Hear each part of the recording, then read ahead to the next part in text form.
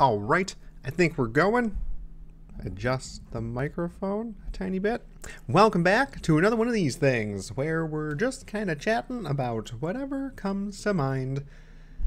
Another late one. It is 8:50 Central, where I'm at right now. Quite dark outside.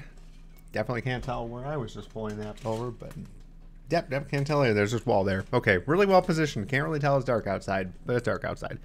Just got back from taking Rose out for a walk. She got to do some walking, some sniffing. She likes doing the walking and the sniffing. She's in here just doing walking and sniffing now. Can't get enough of that walking and sniffing. Anyway, hope you're having a wonderful Friday, and it is finally the weekend. Nice for that to finally be here. Pretty exciting week for me. Yeah, looking to get into, like, I've talked about taking interviews for a couple places here. A lot of them are looking pretty good, making good impressions on a bunch of places, and something is like, it's like one of those things, like, you know, it's like, okay, something around here is going to have a position for me at some point. And I was like, okay, I'm feeling pretty confident about that. We'll go ahead and give myself a little bit of a break, and actually did put in my 2 weeks notice this week. So I'll be working where I am right now until the end of March, and then I'll probably get a little bit of time for just sort of doing some projects that I want to start and sort of jump into and see where that goes. If I end up doing a little bit of part-time-ish work while I'm working on this project that I want to do, awesome. If I do like a full-time thing and this project becomes a side thing, we'll see how it goes. Let's just see how it goes. Definitely looking forward to that. New chapter. A little bit of scariness, but we'll see how it goes. Like I said, like I wouldn't mind talking a little bit about that kind of stuff here, because it's like, it's stuff that I don't really hear too much. Like, you definitely don't want to like blanket statement say something, because if people are like listening to you and they trust what you're saying, then they might just take your story and your experience as like something they can do. And all of these decisions have like just massive grains of salt everywhere. Like, I am very lucky to be able to do what I did, leaving a job behind with a little bit of a gap before I do my next thing. Not everybody can do that, so I can't recommend doing that for everybody. It's just, with the position I'm in, I was able to do that, and that's just my story there. But definitely want to keep people like involved, or talk a little bit about how the stuff that I'm working on after my current thing like kind of ends. And that's actually a little bit about what I want to talk about here. Since we talk about games and stuff on Fridays, one of the things that is making me think a bit about this project. So I want to be working on a way to make environmental education more engaging, especially with regards to outdoor collections, living collections, outdoor museums like arboretums and botanical gardens. I don't know how often I say this, but I'm a volunteer at an arboretum nearby, and they have just a bunch of data about the plants that they have on their grounds, including location data. And I would like to build an app and just backend for being able to process that data and help people figure out how to engage with the arboretum better, or find information about plants. And one of the things that I think would be super cool is a sort of collection mechanism where you can go through effectively collecting all of the plants in the arboretum by finding them and tagging them with your phone. So if you find one, you just hold your phone up and be like, oh cool, that's a red oak, and I can like get information about that. And it's like, I've seen this, I have collected this, I have experienced this part of the arboretum. And a part of me really likes the idea of that kind of collection thing, because like, it's very easy to appreciate like trees and plants when you're at an arboretum or a botanical garden. It's very easy just to be like, I really like how that flower looked, or I really liked how that plant or tree looks. But it's difficult to sometimes retain what you've learned, or what you've seen after you leave the arboretum or botanical garden or whatever. And I think a lot of places have this kind of a lot of museums can have this kind of problem. So if you can hear squeakers, Rose is playing with a squeaker. You get it, Rose. Good job. Okay. I think Heather just threw it. But you go there and you appreciate it, and you're in that moment, and you might read something about it, but you're not going to take it with you. And you might be like, I wish I could take this with me so I could reference it later or read a bit more later. I want to keep going and appreciating more things, but it doesn't mean I don't want to learn about this. So being able to basically tag that, keep it, put it in your pocket for later would be a really big benefit. I've personally felt that a lot when I'm at the Arboretum. I don't think I'm particularly out of the norm, just a person who is walking by and being like, I really like that tree, and I wish I knew more about it. And I take a picture and I look at the name of it, and I'm like, I'm gonna go look up some information later. But if the Arboretum already has information about it, why can't I just take that with me? I think it'd be great. It's all public information anyways. It's just kind of not very accessible.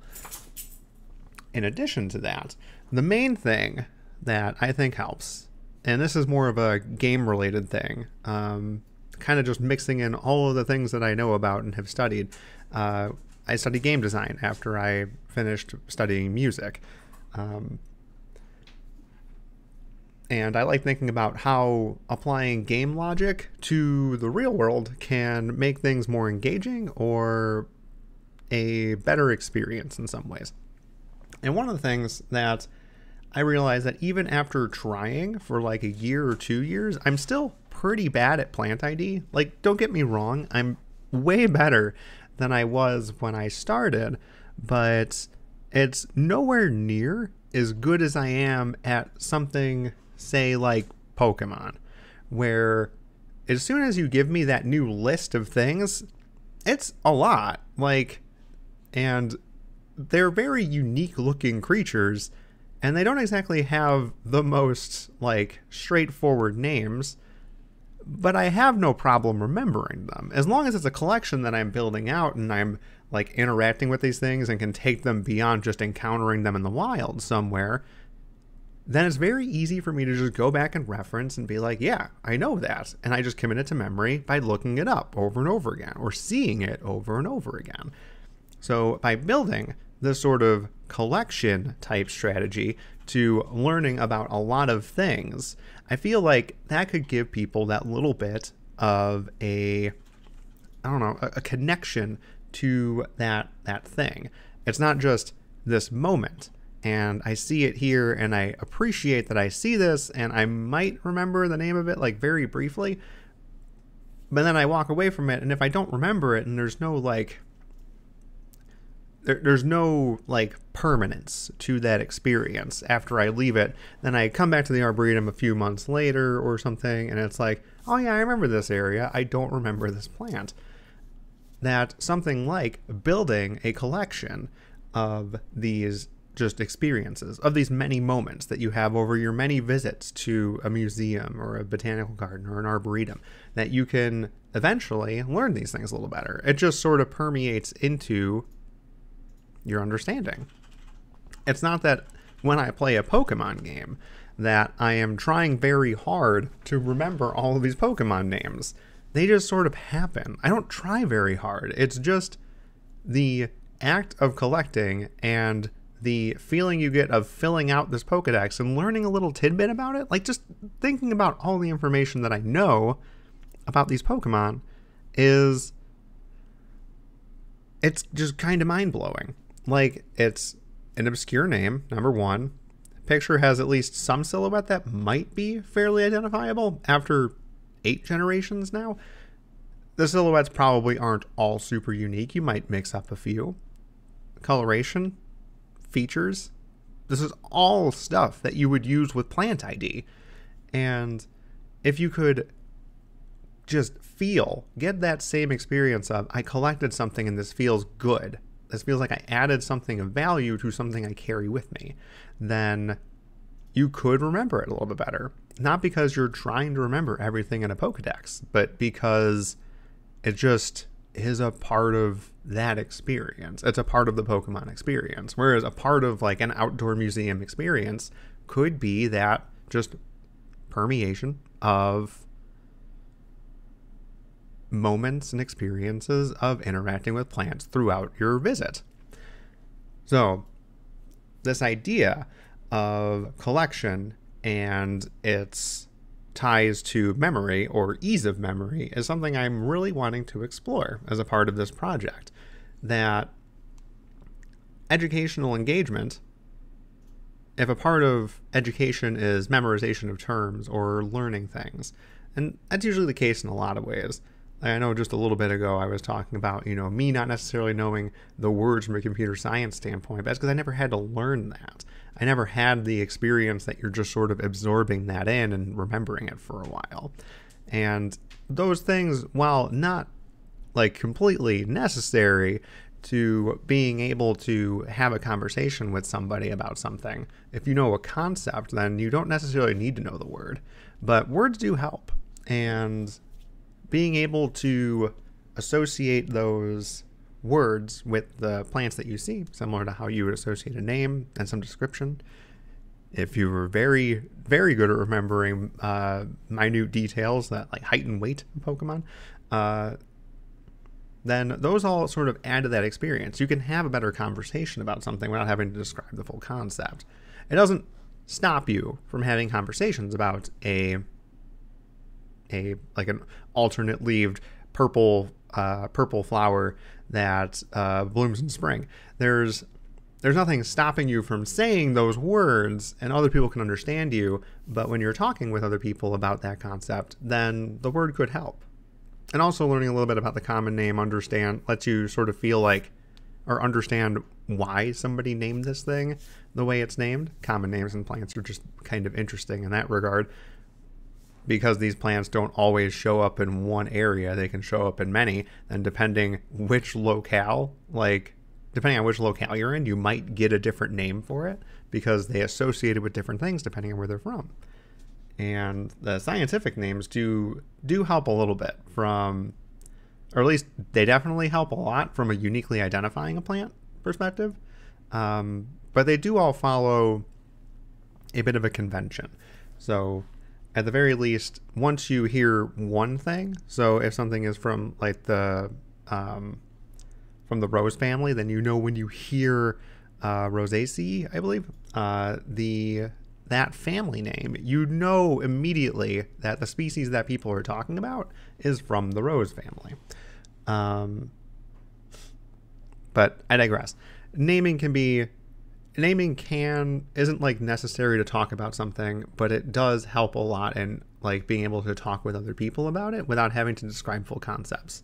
And it's really good in pattern recognition in the way that we kind of have categorized the plant and animal kingdom.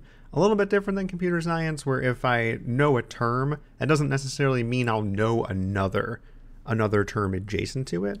But with Plant ID, if you do know a plant's name, then you know a few factors about that plant and know when somebody else names another plant, maybe what species it is, who it's named for, why it's named that way, or which family it's in. So there's actually a bit that you can derive from a name from Plant ID that's a little different than computer science. I think I'm just defending my answer from like a little bit ago, so bear with me. I still do find the value in naming things. It's just I'm not particularly good at the names of concepts in computer science. So guilty as charged for being a little bit of a hypocrite there for differences between computer science and ecology. But still, I think it's a fairly valuable thing in this particular instance to kind of explore. So definitely interested in seeing if that collective nature, that collecting nature that we find in games like Pokemon, or things where you just have to collect a bunch of items, or like pets or animals, or just there's any kind of collectible there, that the names can be totally arbitrary or the features of it can be totally arbitrary, but we go through that exercise for all of those kinds of games and we're like, yeah, that card, or like that magic card, or this Pokemon, or this weapon or something, and you'll remember that for a very long time. Not because it's particularly, like, it stands out, not even because it's particularly important. Like, it's important to that game world and your experience of that environment, but it's a game. It's entertainment at the end of the day. And if we can apply that same ease of understanding, that same ease of memorization and experience into the real world, into things that people probably should be paying more attention to, that could have a lot of value. So that's a part of what I'll be exploring with a bit of this project that's coming up. And figured that a Friday, talking about game stuff, we can talk a little bit about learning what we can from things that are extremely successful, one from a franchise perspective, but analyzing some of the things that it does really well with, like, how do so many of us know so many Pokemon names or can identify it on sight? It's literally just like hyper enhanced plant ID, like, in my brain. It's just like there, and some of them are even grass types. So a lot of them are actually, a whole chunk of them are actually just plant ID. And that's, like, just kind of neat to me that we can learn something from how a game has sort of just drawn in a whole bunch of people and learn a bit about how that game helps people learn about its universe to help us learn about ours. So yeah, a little bit about that. And that's really all I got for today. So we'll go ahead and end it there. And I hope you're having a wonderful Friday, or what's left of it. It's after 9 o'clock now where I'm at. So I will be heading to bed shortly because I'm 33 years old and need my sleep. But yeah, hope you're having a great Friday, and it continues into a wonderful weekend, and we'll catch you in the next one. See ya.